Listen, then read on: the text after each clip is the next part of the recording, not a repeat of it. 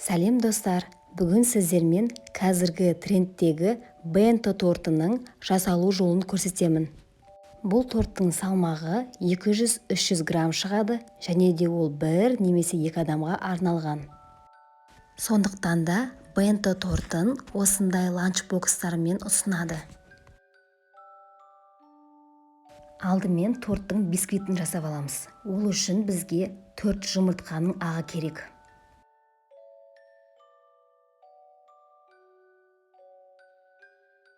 Жұмыртқаның сарысын бөліп алып, жақсылап көтерілгенше 5-6 минут миксерлейміз.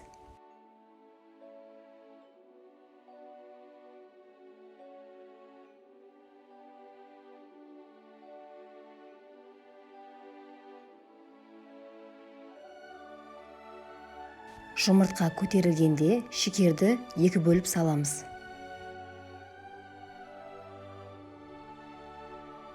Және тағы да жақсылап 10 минуттай меренга болғанша миксерлейміз. Жұмыртқаның сарысын венчикпен араластырып, меренгаға шаймендеп қосып араластырамыз. Меренга отырып қалмау үшін астынан жоғары қарай араластыру керек.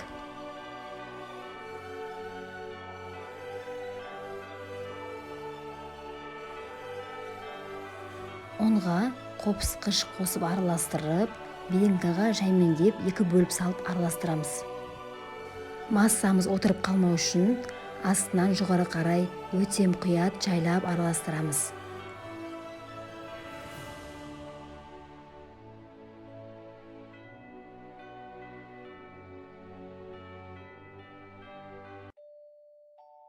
Бисквитке арналған қамырымыз дайын. Енді противенге саламыз. Пергамент қағазын сармаймен жағып шығамыз.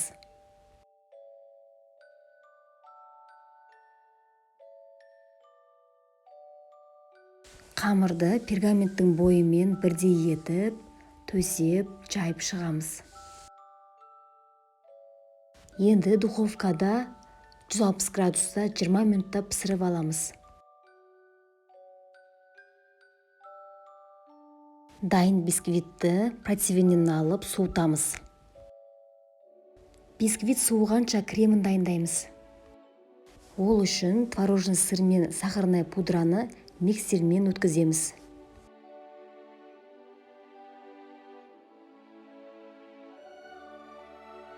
Араласқан соң 60 грамм сливки құйып, тағы да миксерлейміз. Бұл бір бенто тортына арналған крем. Мен бұл бисквиттен 3 түрлі бенто тортын жасаймын.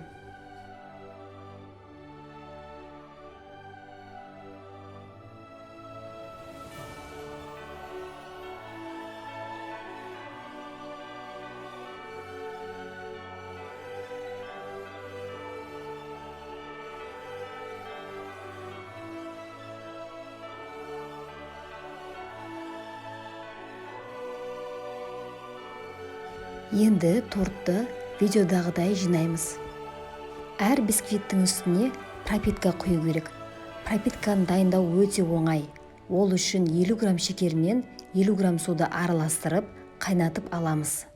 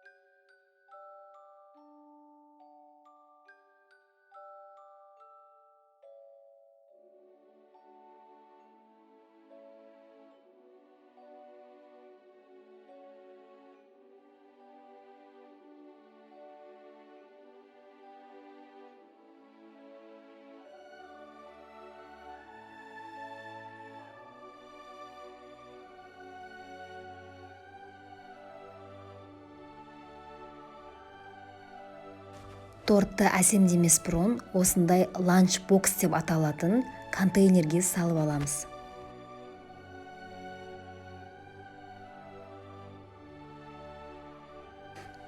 Тортты фантазияңызға қарай қалауларыңызша әсемдесеңіздер болады.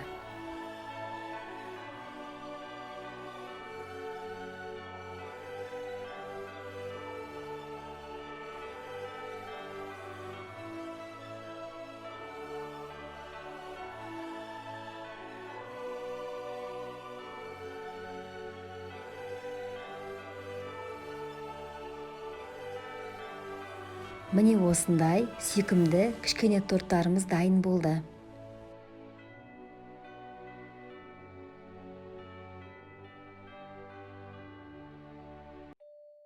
Бұл тортты жеке адамға сыйлық ретінде де тарту етсеңіздер болады.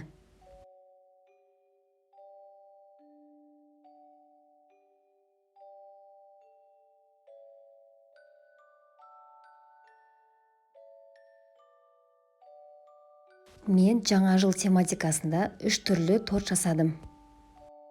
Көрінісі өте сүйкімді, ал дәмі өте керемет болып шықты. Сіздер де жасап көріңіздер. Сіздерге ұнайтынына сенімдімін.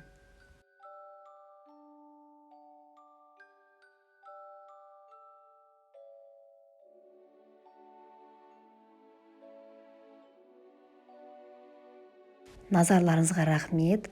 Менің каналыма тіркелуді ұмытпаңыздар.